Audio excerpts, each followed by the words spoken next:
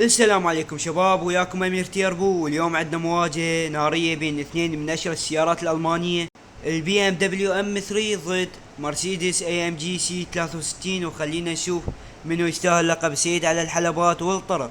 نجي اول شي على التصميم الخارجي. البي ام دبليو ام 3 بها شبك امامي ضخم مثير للجدل وخطوط هجومية واضحة وفتحات تهوية عملية. اما المرسيدس سي 63 الاي ام جي تصميم انيق وفخم اكثر وخطوط عضلية على غطاء المحرك. وهسه نجي على المحرك والاداء. البي ام دبليو ام 3 تجي بمحرك 6 سلندر خطي توين تيربو، والقوة بين 480 حصان و 510 حصان حسب الفئة، وبيها دفع خلفي او رباعي الاكس درايف، وتسارع من 0 الى 100 كيلومتر بحوالي 3.5 ثانية. المرسيدس اي ام جي سي 63 تجي بمحرك 4 سلندر تيربو نظام هايبرد، وقوة اجمالية تقارب 680 حصان، وعزم ضخم يوصل لل 1020 نيوتن متر، وتسارع من 0 الى 100 كيلومتر بحوالي 3.4 ثانية. وبعد ماكو محركات في 8 بعد الان، والصوت الكلاسيكي لشركة مرسيدس اختفى.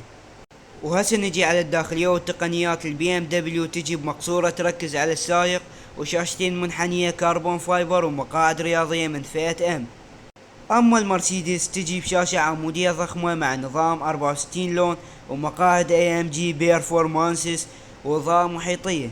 اما التجربة على الطريق الام 3 رشاقة وتوازن مثالي واحساس مباشر بالمقود، وتحس السيارة حادة ومستعدة للحلبة. اما المرسيدس الاي ام جي سي 63 قوة هائلة ومستقيمة وتسارع عنيف، بس وزنها اثقل والاحساس بالرياضة مو نفس وضوح البي ام دبليو ام 3. اذا تحب القوة الصاروخية والتقنيات الهجينة وفخامة المرسيدس اختار الاي ام جي سي 63. وشنو رايكم شباب لو بيدكم الاختيار وتروحون ويا البي ام دبليو ام 3 الكلاسيكية والرياضية، لو الاي ام جي سي 63 الحديثة بالقوة الهجينة؟ وكتبولي بالكومنتات. واذا وصلت لهنا لا تنسى اللايك والاشتراك، ومع السلامة.